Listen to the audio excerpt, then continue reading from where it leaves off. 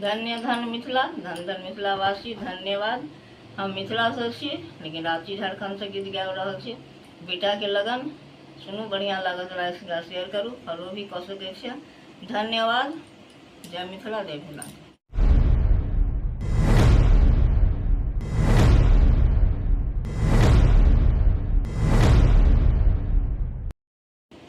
गृहपति नंदन चलला विवाहन, गृहपति नंदन चलला विवाहन। देवलोग साजू बरियात धनुष धरिया, देवलोग साजू बरियात धनुष धरिया। कथिए के बाजन कोने रंग बाजए, कथिए के बाजन कोने रंग बाजए। कोने लोग साजू बरियात धनुष धरिया, कौने लोग साजू बरियात धनुष धरिया।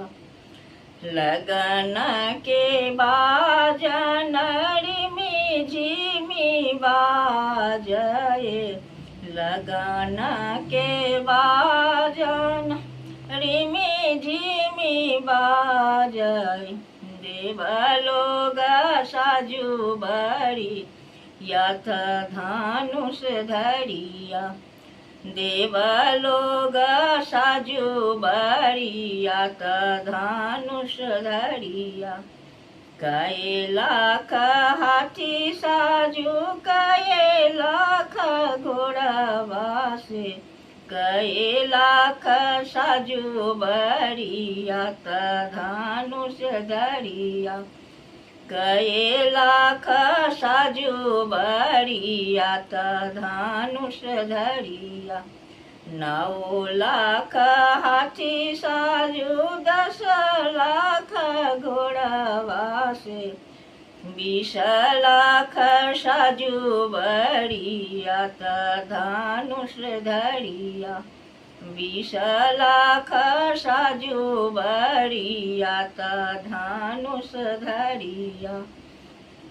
1 कोश गेला बाबू, 2 कोश गेला से, तेसरे में मन पचताए धनुष धरिया, तेसरे में मन पचताए धनुष धरिया। घूरी घर जाइता हूँ, अम्मा गोड़ लगीता हूँ, घूरी घर जाइता हूँ, अम्मा गोड़ लगीता हूँ। अम्मा जी सलिता हूँ, आशीष धनुष धरिया, अम्मा जी सलिता हूँ, आशीष धनुष धरिया। किए तोरा आहे बाबू, अजन बाजन थोड़े भेल, किए तोरा आहे बाबू, अजन बाजन थोड़े भेल। किए तोरा थोड़े बरियात धनुष धरिया, किए तोरा थोड़े बरियात धनुष धरिया।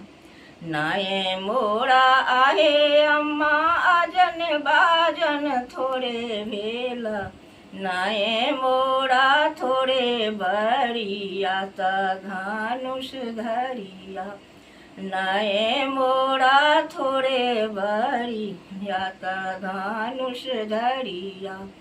गंगा के ओही पार बहिनी बसई छथिन, गंगा के ओही पार बहिनी बसई छथिन।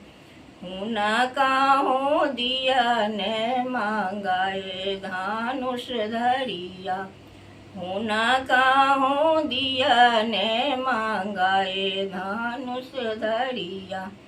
वह बहिनी औथिन छे कथिन दुवरिया से। वह बहिन औथिन भुजथिन लावा से। पूरी जेतै मन अभिलाष धनुष धरिया। पूरी जेतै मन अभिलाष धनुष धरिया। धन्य धन्य मिथिला, धन्य धन्य मिथिलांचल।